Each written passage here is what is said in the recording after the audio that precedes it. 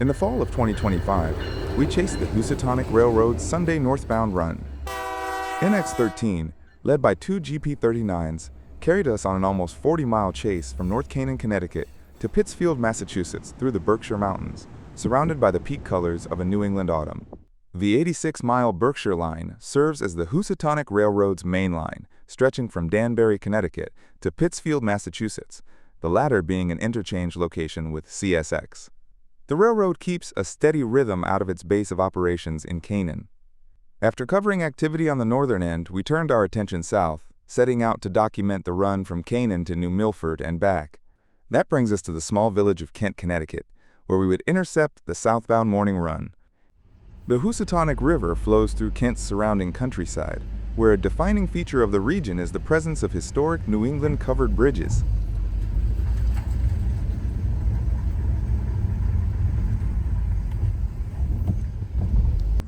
The village of Kent, Connecticut, settled in the early 1700s and incorporated in 1739, is a small New England town shaped by its rugged surroundings.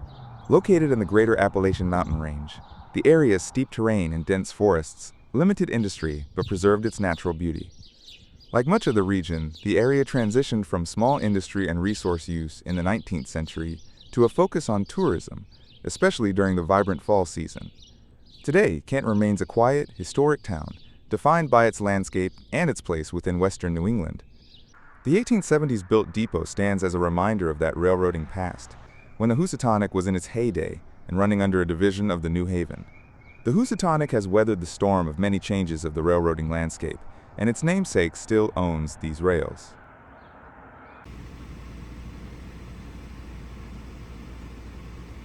Here we see southbound NX12 peeking out on dated rails, inching ever closer to New Milford from its early morning start in Canaan.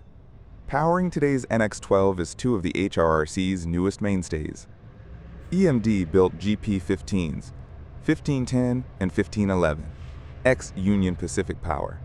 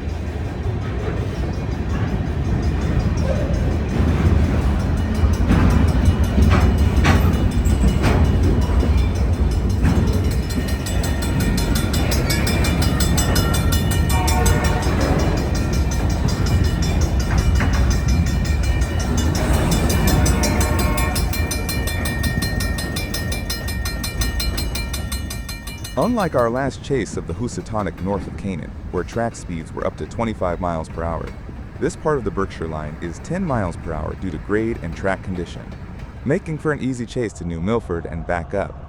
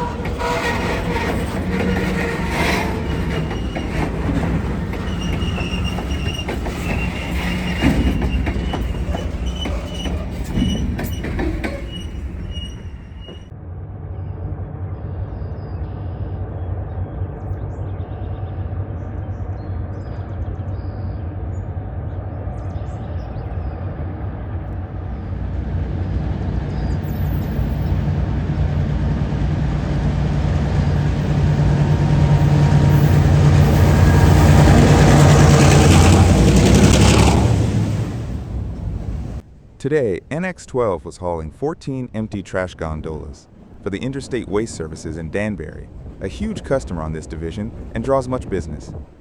The empties come from CSX, and the loads go back likewise to disposal sites in points west.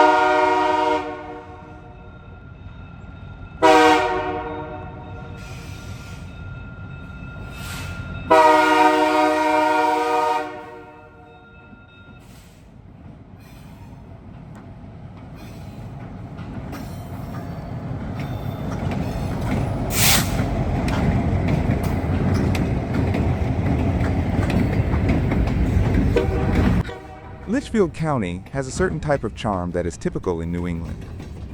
What's interesting about the area is, Litchfield County has the lowest population density of any county in Connecticut, but is the state's largest county by area.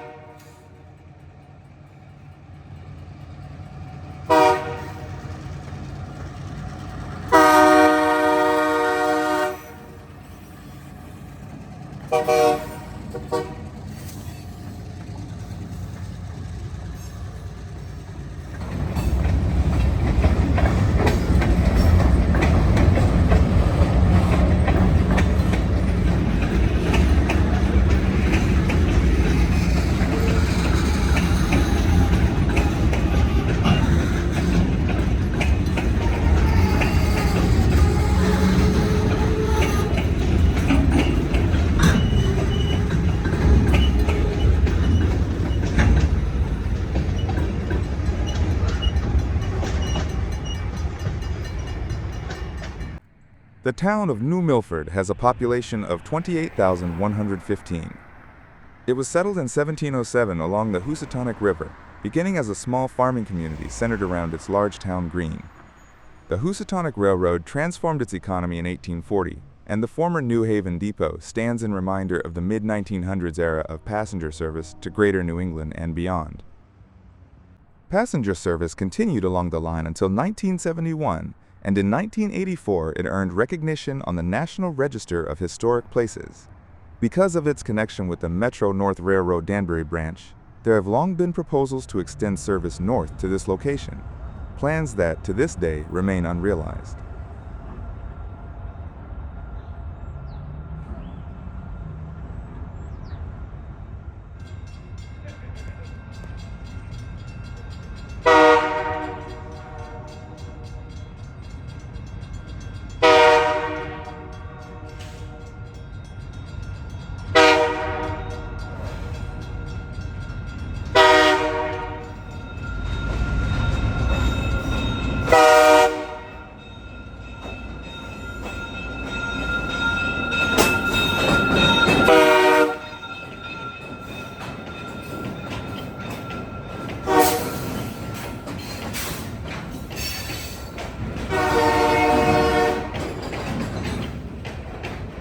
By this time, the Housatonic Yard in New Milford was less than a mile south, and NX12 has just called for permission to enter it, as we see the high gondolas cover the interior of the station like a tent.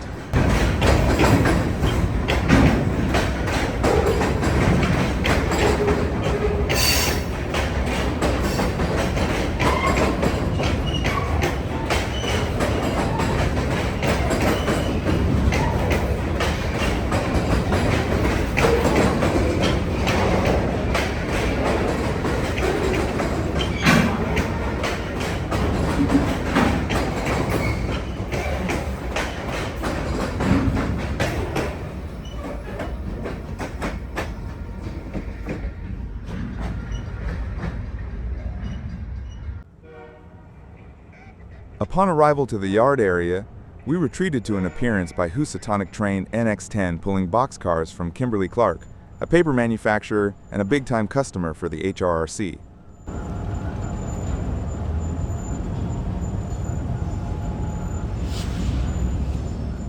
In these parts, NX10 uses one of the HRRC's leasers, in this case, GMTX GP38-2 Every day, NX10 and NX12 interchange right here in this small yard, alongside Kimberly Clark and the Housatonic River.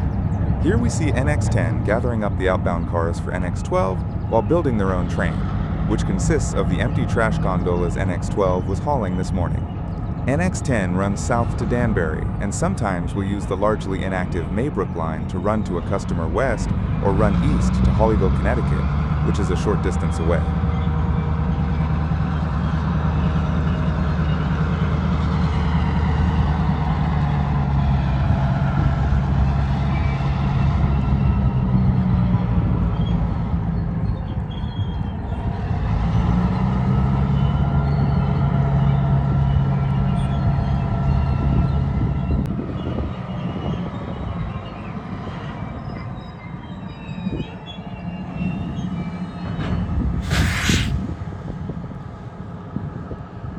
Although our visit with NX10 was short-lived, we hope to see the Housatonic's Danbury operation soon. In the meantime, we catch NX12, depart the yard, and return north to Canaan with outbound cars left by NX10. Back at the former New Haven Depot yet again.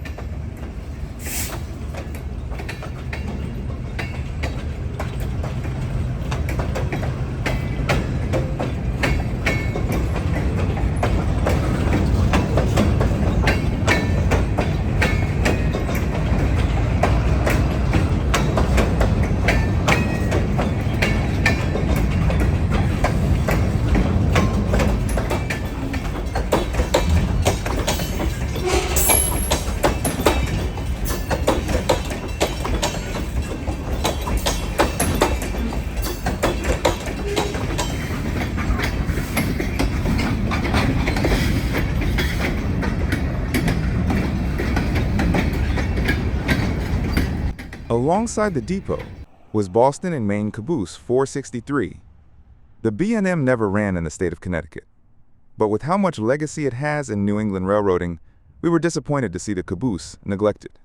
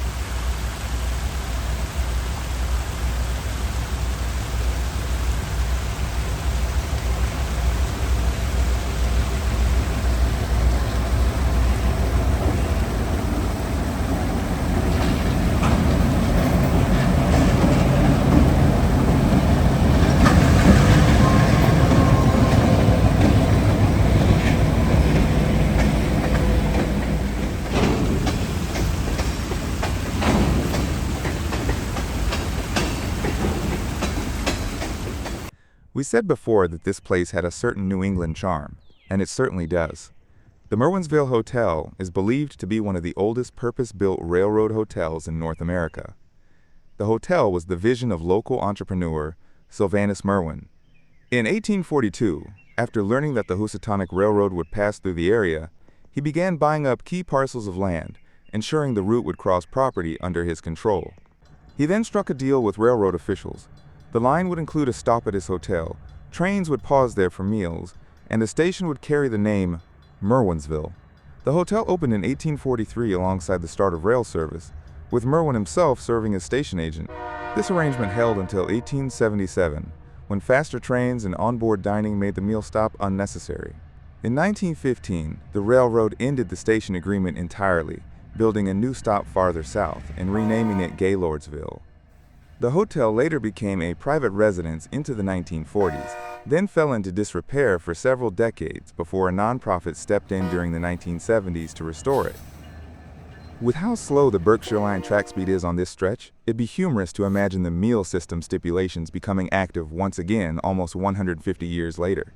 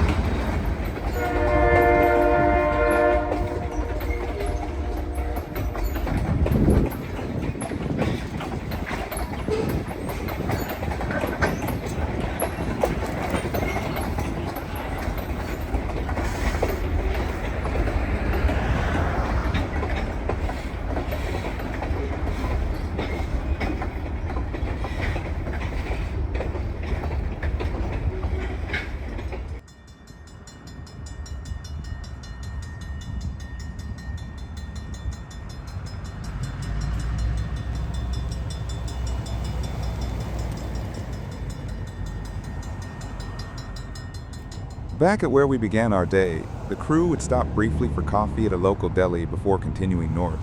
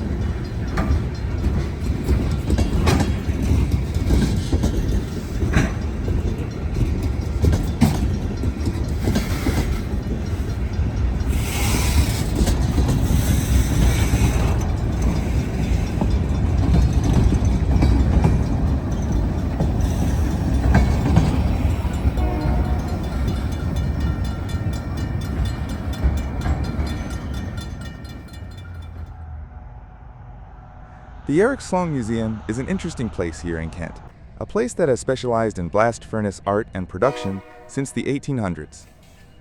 We think this steam locomotive replica is a piece made by the organization as well.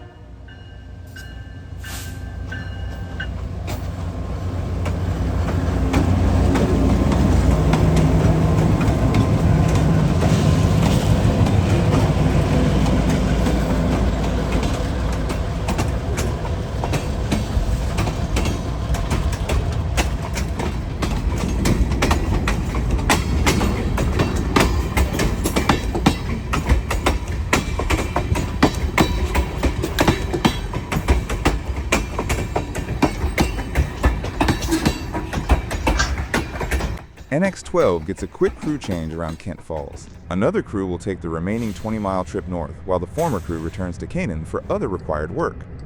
The new train is symboled NX11 as the crew completes the daily task.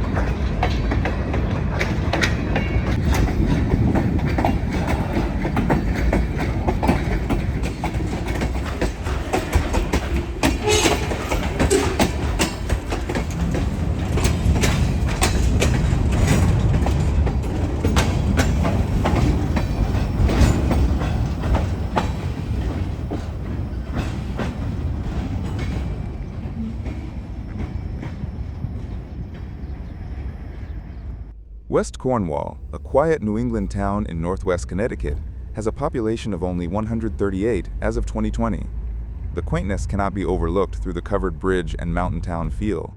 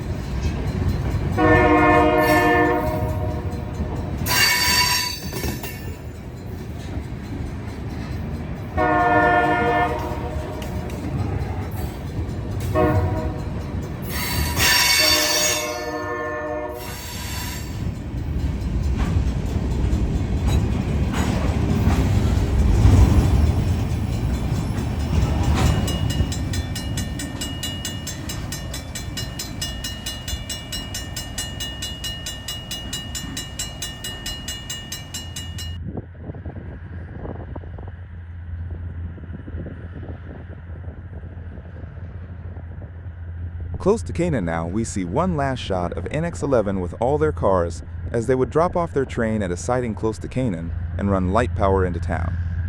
We're not sure why they did that.